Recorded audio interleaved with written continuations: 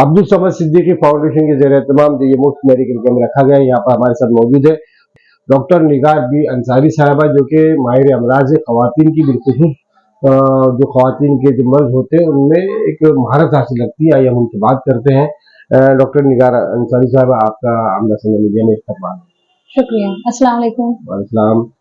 मैं ये जानना चाह रहा था कि आज जो मेडिकल कैंप जो रखा गया अब्दुल समद सिद्दीकी फाउंडेशन के ज़रिए तमाम, इस पर आप क्या कहना चाहेंगे? इस तरह के मेडिकल कैंप कितने इन गरीबों के लिए मुफीद साबित होते हैं?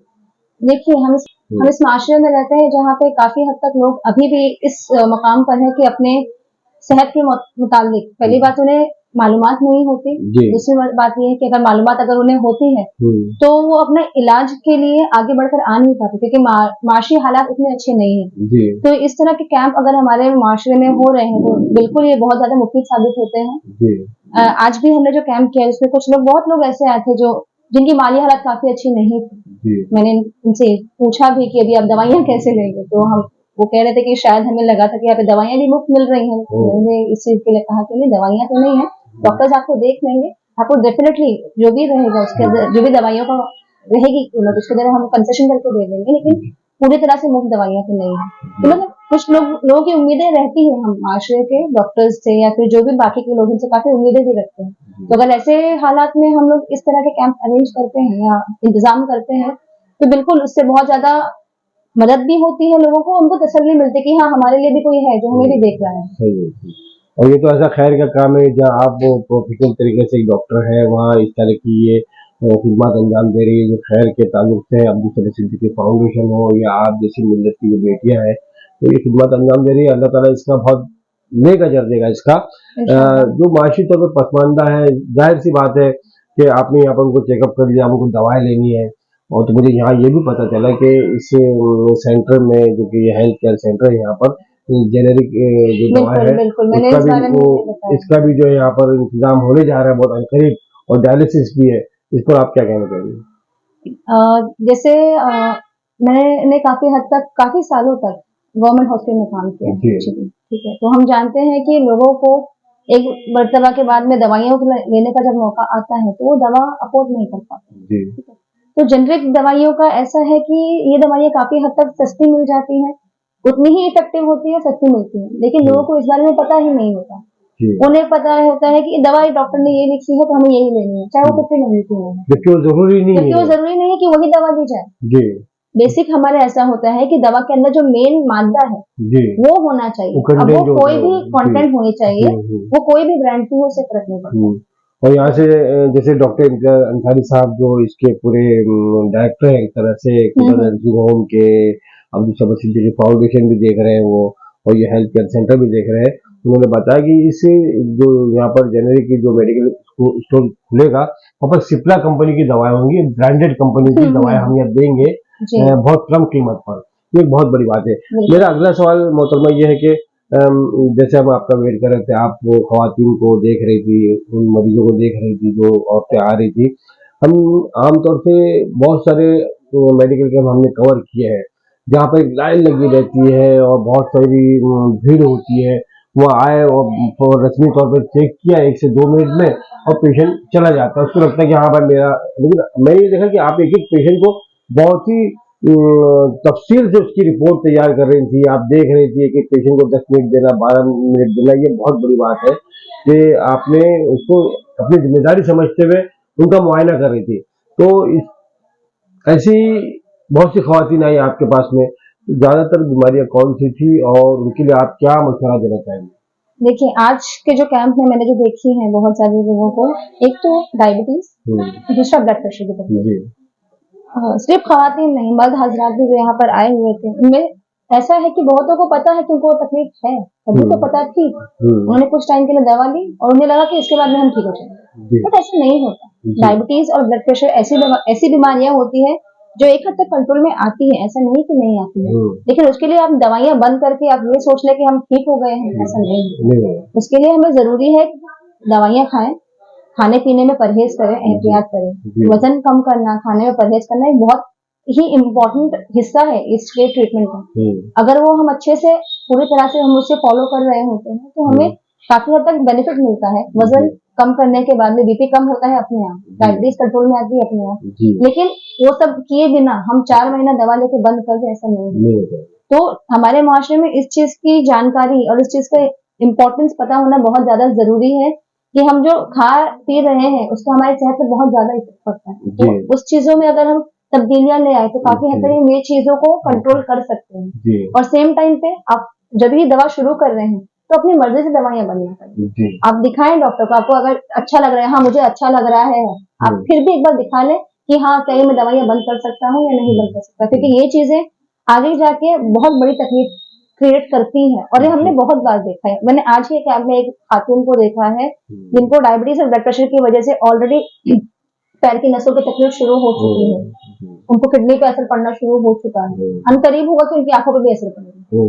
तो उस चीज के लिए पेशेंट को बताना कि आपको इस चीज का तपास करना जरूरी है, इस चीज का फॉलोअप करना जरूरी है, बहुत ज्यादा इम्पोर्टेंट है। इसीलिए मेरा आज का मकसद ये था कि चाहे 10 मिनट ज्यादा लगे, लेकिन उनको पता होना चाहिए कि उनको आगे देखना क्या है। ऐसा नहीं है कि आज आगे चले गए फिर आगे वो फॉलो नहीं कर रहे, वो फॉलो करना जरूरी है।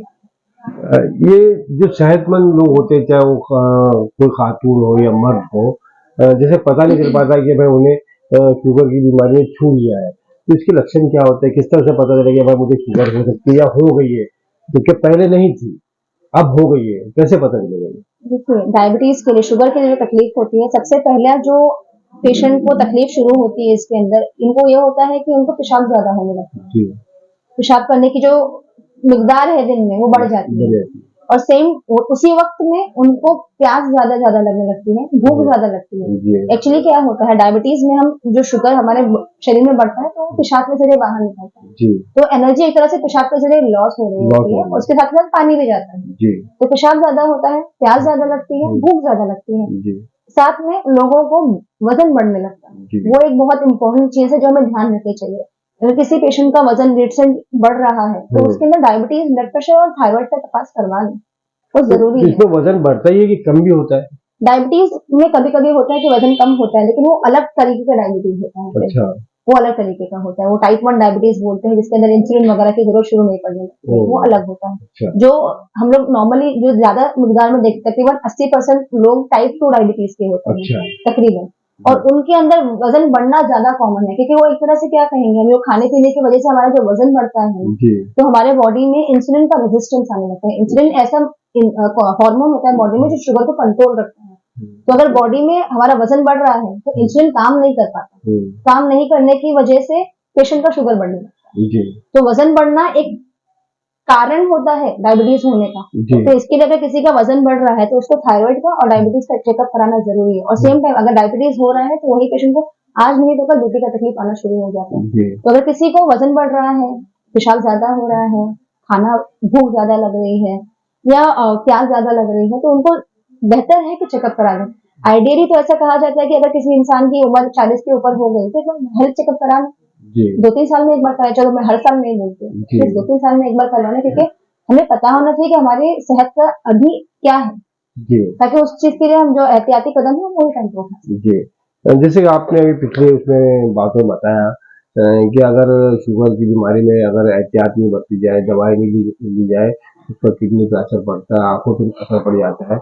अगर बर वक्त वहां तक नौबत पहुंच गई है और उन्होंने इलाज कराना शुरू कर दिया है, दवाएं लेनी शुरू कर दी, तो किडनी और आंखों की रोशनी को बचा सकते हैं। उस कंडीशन में ऐसा होता है, कुछ इलाज होते हैं जो कम डायबिटीज अगर हम कंट्रोल कर रहे हैं तो जिससे तकलीफ आगे बढ़ना कम हो जाएगी। अच्छा। प्रोग्रेस नहीं करेगी। जिस पे असर हो गया वो असर तो है, कुछ हद तक कम हो सकता है लेकिन रिवर्ट नहीं होता। अच्छा। ये चीज बहुत ज्यादा इम्पोर्टेंट है, क्योंकि ये चीज जो होती है डायबिटीज या ब्लड प्रेशर जो होती है, अपने बॉडी को जब इफेक्ट करती है तो वो उस आजा को खराब करने की कोशिश करती है, और अगर वो खराब हो गए तो वापस आना बहुत मुश्किल हो जाता है। ऐसा है। तो इसीलिए अगर कोई पेशेंट किडनी के डायलिसिस के पेशेंट चले जाते हैं, डायबिटीज के पेशेंट अगर किडनी पर डायलिसिस चले गए, वो डायलिसिस से बाहर नहीं आते जब तक उनका ट्रांसप्लांट ना कराए। तुम दूसरे किडनी दो, बेसिक वही है, अपनी बॉडी का एक अंग खराब हो दूसरा नहीं दे सकते, अल्लाह की कुदरत है, हम तो उसको रिप्लेस नहीं कर सकते। सही है। हम अपने तरफ से कितनी भी दवाएं देते हैं, अल्लाह की कुदरत को थोड़ी रिप्लेस करते हैं। सही, बिल्कुल। तो आपको अगर किडनी गई है तो दूसरी लगानी पड़ेगी। मेरा आखिरी सवाल मैं ये जानना चाह रहा आपसे कि जैसे कि अब्दुल समद सिद्दीकी फाउंडेशन ने ये कैंप का एहतमाम किया है और इस तरह के बहुत सारे वो खैर के काम करते चले आ रहे हैं बरसों से और आगे भी करेंगे। इस तरह कैंप लगते रहते हैं। तो आप अब्दुल समद सिद्दीकी फाउंडेशन के जो रूह रवा है, उनके बेटे हैं, उनके जो ये सिद्दीकी बिरादरान है, उनके बारे में क्या कहना चाहेंगे इस फाउंडेशन के ताल्लुक से? बेशक वक़्त इम्तियाज़ अंसारी और शोएब सिद्दीकी जिनसे मेरी बारहाना मुलाकात होती रहती है, बेशक वो बहुत ही अच्छा ज़्यादा काम कर रहे हैं बिकॉज़ ये जो ट्रस्ट यहाँ पे सेहत है, ये बनाया ही इसलिए गया है कि जो अपने यहाँ के माशरे के जो ऐसे लोग हैं जो अपनी सेहत के बारे में ज़्यादा ध्यान नहीं रख पाते, क्योंकि उनके माशरे हालात ठीक नहीं होते, उनके लिए ये फाउंडेशन मेन बनाया गया है। तो बिल्कुल इस चीज़ का हमें पहली बात तो हमें कदर करनी चाहिए और हमें फ़ख्र महसूस होना चाहिए कि हमारे आस-पास ऐसे लोग हैं, जो इस बारे में सोचते हैं, इस बारे में देखिए सोचते सब है एक तरह से बोला जाए तो, हम भी बैठे-बैठे सोचते थे, लेकिन उस चीज़ के लिए कुछ करना, अमल करना ये बड़ी बात है। और वो चीज़ अगर वो कर पा रहा है तो बेशक वो तारीफ़ के काबिल है। बहुत-बहुत शुक्रिया आपने सोनम मीडिया से बात करने के लिए बहुत-बहुत शुक्रिया। अल्लाह हाफ़िज़। अल्लाह हाफ़िज़। कैमरा पर्सन शाहिद पटेल के साथ आपका जय हिंद।